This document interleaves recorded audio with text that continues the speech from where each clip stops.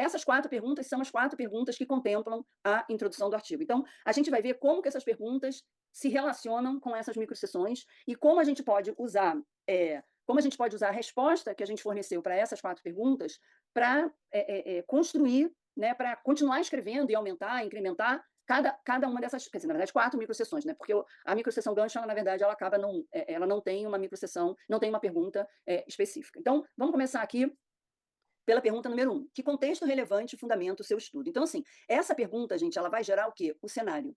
Então, vocês lembram quando eu falei, né?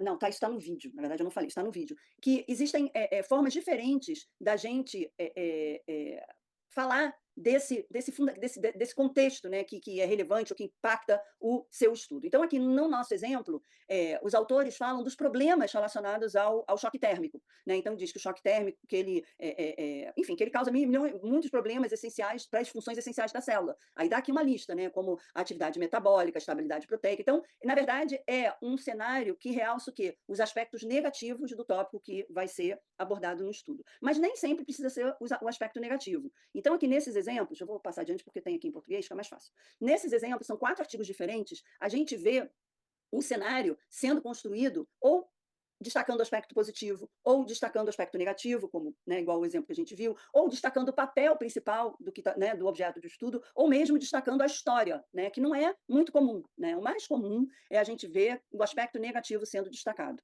Então, por exemplo, aqui, como é que é isso do aspecto positivo? Os cogumelos comestíveis são altamente valorizados pelos consumidores devido ao seu sabor distinto e benefícios nutricionais. Eles são excelentes fontes de proteína, carboidratos, vitaminas, e são ótimos, enfim, essenciais para uma dieta saudável. Então, esse é um cenário que começa com aspectos positivos. Vamos ver aqui o exemplo do cenário que começa com um aspecto negativo.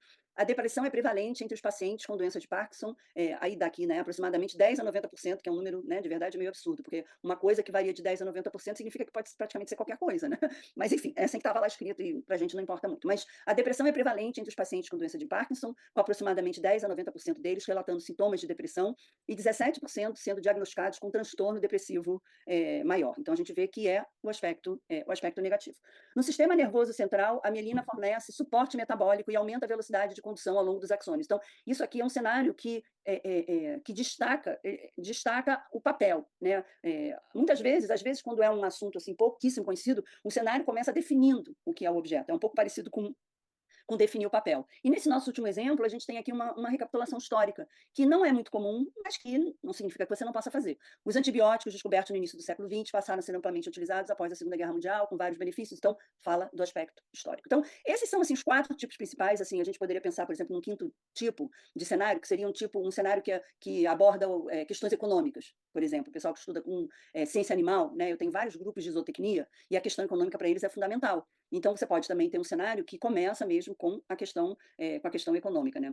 Agora, de um modo geral, a estratégia que é mais utilizada em cenário é a estratégia do aspecto negativo. E a verdade é que o aspecto negativo é o que mais assim mobiliza as pessoas, né? Então a gente está passando uma rua, vê um acidente, todo mundo tem que olhar. É uma coisa humana, né? A verdade é essa. Então o que a gente mais vê é o aspecto negativo. Mas também não é só essa razão né, da coisa do aspecto humano né, que a gente quer olhar para o acidente. É também porque na grande maioria das vezes a gente faz um estudo porque tem alguma questão, né, que a gente quer, alguma pergunta que a gente quer responder, e normalmente isso está ligado a algum tipo de problema. Então é uma questão de saúde, é um problema de doença, é um problema do parasita que infecta, é um problema. Geralmente tem ali uma conexão com algum tipo de problema, que aí, inclusive, dá à ciência esse caráter de ser um instrumento para buscar soluções, né? Soluções para a gente viver melhor. O que é muito diferente de achar que a ciência busca a verdade, né? Isso é uma coisa importante que existe eu acho que é um misconception mesmo, né? De achar que a ciência está em busca da verdade. Na verdade, a ciência não está em busca da verdade. A ciência está em busca de soluções, né? Soluções que possam funcionar, que possam melhorar a nossa vida, dos animais, do planeta, enfim,